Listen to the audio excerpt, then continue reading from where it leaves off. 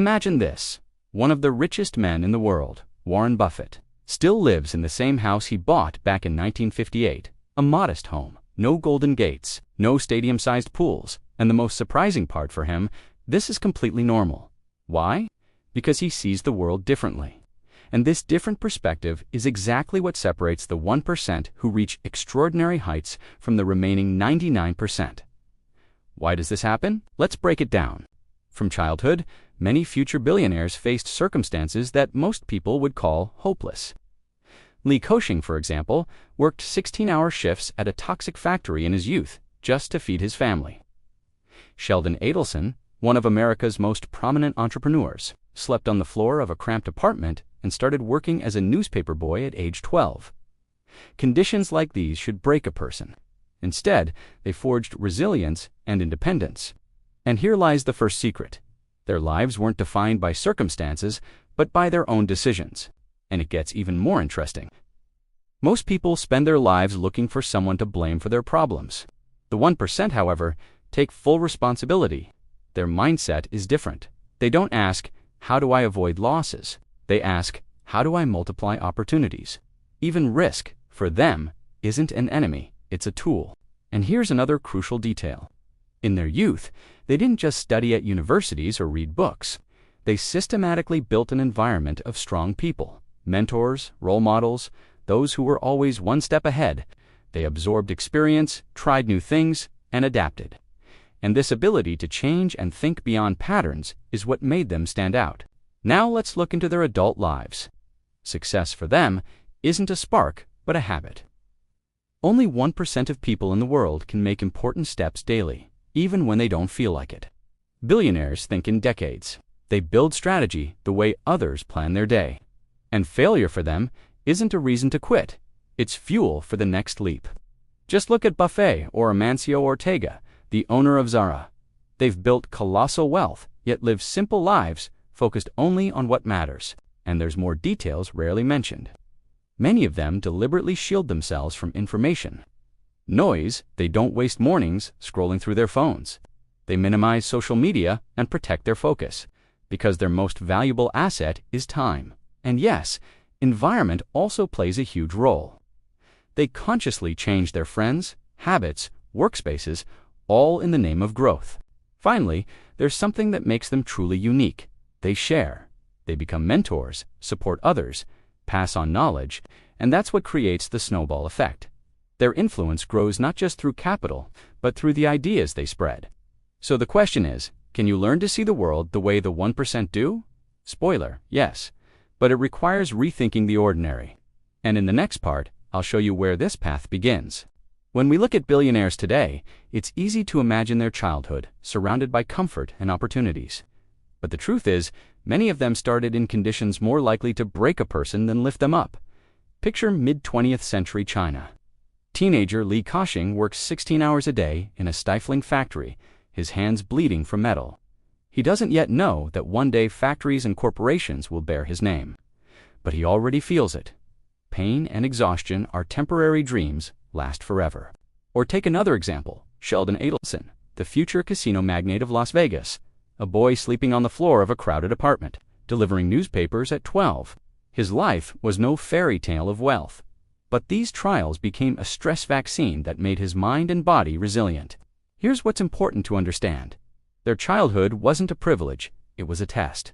And within that test, the most crucial trait was forged perseverance. While most people try to avoid pain and difficulty, these future billionaires treated them as a school of character. And here appears the first big secret of the 1% mindset. They didn't wait for convenient conditions. They learned to build themselves on bare ground, where most saw only dead ends. Every job, no matter how dirty or exhausting, became a brick in their inner foundation. Want to know why they looked older than their years in youth? Because they learned early to take responsibility, not for their family, not for their country, but for themselves. It may seem like a small distinction, but it changes everything. What looked like tragedy to ordinary people became growth points for them. The more stress, the stronger they became. This early immersion in hardship turned into their competitive edge, one that decades later brought them billions.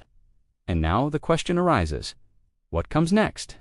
How do teenagers raised in poverty transform into people capable of creating fortunes and shaping the future? The answer lies in how their worldview was formed, and that's where the next chapter begins. Steve Jobs once said, "It's not about where you come from, it's about where you're going." And that's the fundamental principle of the 1% mindset. Most people search for someone to blame: parents, government, crises, circumstances. But billionaires acted differently from the start. They took responsibility for every step. Even without money, connections, or education, they understood, this is my life, and if I don't build it myself, no one will. Remember Lee Cushing or Sheldon Adelson? Their starting conditions were far from ideal. But instead of complaining, they chose to act. And here emerges the second secret of their worldview: thinking in terms of opportunities. Where most people see a dead end, they see a chance. What if every failure is not a blow, but a springboard? For billionaires, defeat is not the end, but a resource. They know how to turn mistakes into capital, experience, and ideas. Jobs lost his own company, yet returned and made it the greatest corporation in history. In most eyes, a catastrophe. In his eyes, an opportunity. Fear of risk paralyzes most people. For these individuals, it's an engine. They understand, without risk, there's no growth. Buffett said risk is when you don't know what you're doing. That's why they invest not in fear, but in knowledge, strategy, and preparation. And this is where the creator's mindset begins. The belief, I'm not a victim of circumstances. I'm the architect of my reality. They learned to see beyond today, step outside the familiar, and try what others fear. So the key question is, what gives someone the ability to think this way? The answer lies not only in inner discipline, but also in the environment they grow and develop in. And that's what we'll discuss next. There's one rule billionaires learn earlier than others: your environment sets your ceiling. Bill Gates once admitted he kept a blacklist of friends, people he deliberately cut ties with. Why? Because he understood the habits, conversations, and ambitions of your circle either pull you up or drag you down. To most, this sounds harsh, but to future billionaires, it's natural. Now imagine this: your future depends on the 5 people you spend the most time with. Who are they? Average or exceptional? That's why the 1% always reached for the strong. They sought mentors, surrounded themselves with people who knew more, did better, saw further. This wasn't about random acquaintances. It was a strategic choice. They understood, environment isn't the background of life, it's a growth tool. Take Warren Buffett and Charlie Munger. Their breakfast in a small diner looked ordinary. But over coffee, they birthed ideas that later turned into billion-dollar investments. This wasn't just friendship, it was mentorship, exchange of thoughts, criticism, and support. And what's more, such people aren't afraid to change their environment. They can leave behind old friends who hold them back and deliberately seek new communities. It's painful, but that's growth. And when they themselves reach the top, they become mentors. They pass their experience forward. And this transfer of knowledge creates a multiplying effect. Success stops being a personal story and turns into a network of influence, which leads us to the next question. How does this discipline and strategic approach to environment translate into daily habits in adulthood? Habits that deliver results for decades. That's the subject of the next chapter, Don. Most people are still asleep, while the billionaire sits with a cup of black coffee and a blank sheet of paper. He writes down the 3 key tasks of the day, rereads a few pages of a book, and sinks into silence for a few minutes. Simple morning rituals that seem trivial, but they are the foundation on which fortunes are built. The fact is, only 1% of people are able to set and follow their own morning rituals. For most, the day starts chaotically. Phone, news, rush. But those who play the long game choose differently. Time for reflection, reading, strategic planning. It's like a warm-up for the mind before a marathon. Discipline isn't about willpower, it's about systems. Billionaires know that inspiration isn't what matters. Repetition is. They turn crucial actions into automatic habits. Reading daily, analyzing mistakes, taking steps toward their goal, even when motivation is absent. Warren Buffett spends 5 to 6 hours a day reading. Charlie Munger once said, "I just sit in my office and read." To some, this sounds strange. Aren't businessmen supposed to be constantly doing? But this disciplined daily immersion in knowledge and ideas gives them advantages for decades. Many deliberately shield themselves from the noisy world. They don't start mornings with news feeds or endless social scrolling. They guard attention as carefully as money, because they know scattered thinking is the biggest enemy of long-term success. And here's another detail. Their lives can be simple, even modest. Buffett still has breakfast at McDonald's. Amancio Ortega drives an old car. But this simplicity lets them focus on strategy, not show. Rituals and discipline are the invisible part of the iceberg the news doesn't show. But they are exactly what make these people exceptional. And the key question arises, what gives someone the strength to sustain such habits for decades? The answer lies in their ability to see the future and play the long game. Which brings us to the next chapter. There's one principle that unites billionaires. They think in decades. Strategy for them isn't a one-month plan, it's a life map. Look at Amazon. In its early years, the company ran at a loss. Wall Street whispered, madness. No business can survive so long in the red. But Jeff Bezos saw it differently. His goal wasn't profit today, it was dominance tomorrow. And time proved his long game completely right. Now imagine every failure you faced is not collapse, but a stepping stone. That's how the 1% see it.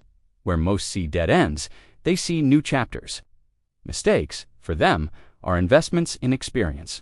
Experience that will pay off years later. Buffett once said, "Our favorite holding period is forever." That's the philosophy of the long game. They don't react to market swings or chase quick wins.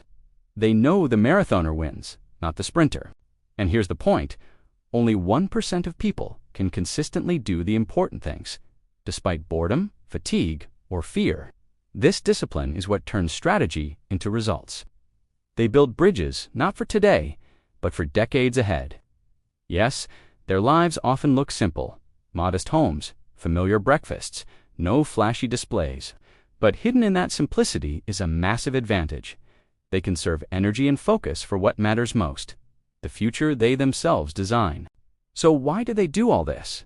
Why live decades for strategy instead of instant pleasures? Because for them, wealth isn't the goal, it's a tool. And that's the topic of the next chapter. Here's a paradox. The richest people on earth often live more modestly than the middle class. Amancio Ortega, founder of Zara, calmly waits in line for coffee, like anyone else. Warren Buffett still lives in the house he bought half a century ago. Why? The answer is simple. They care not about show, but about focus. They conserve energy for what truly matters. Strategy and decisions, not external shine. And that's their power. Now picture this. You wake up, and the first thing you do is open social media. News, scandals, other people's lives. Billionaires deliberately cut this out. Many don't waste mornings on Instagram feeds or endless headlines. They limit information noise. Their rule sounds harsh. Stop watching others' lives, build your own.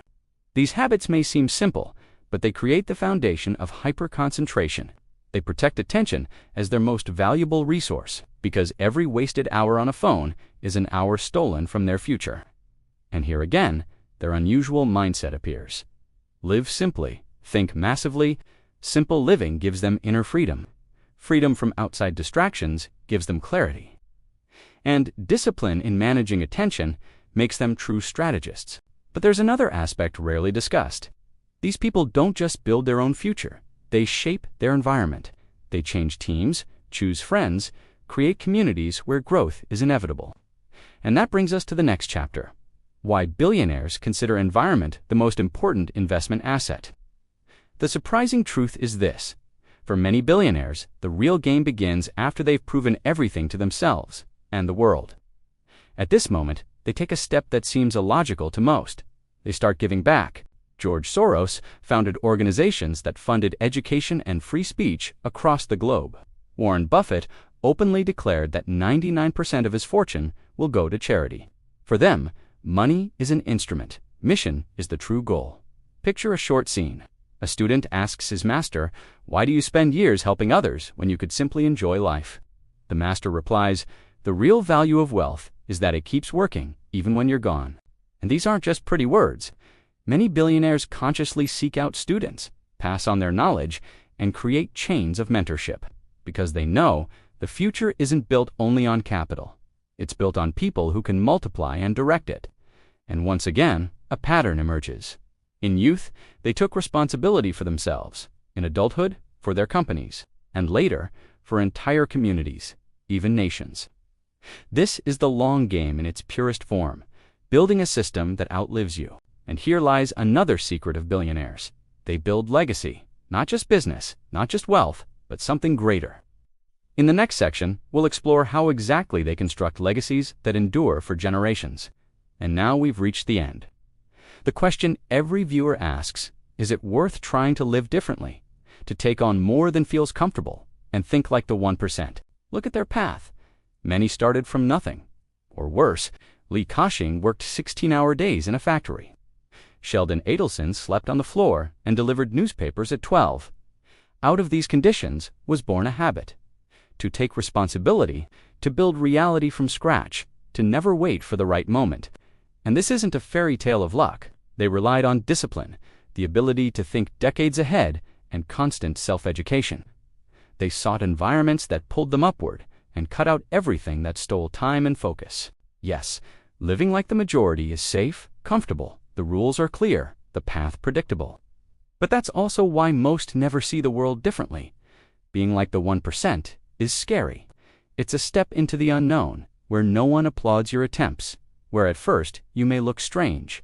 But that's where freedom is born. That's where opportunities open up that remain invisible to those who live like everyone else. So the choice is yours. You can leave everything as it is. Or you can try just one small experiment. Change a habit, stop wasting time on empty noise. Take responsibility for something important. And who knows, maybe that small step will become your first door into the very world only the 1% can see.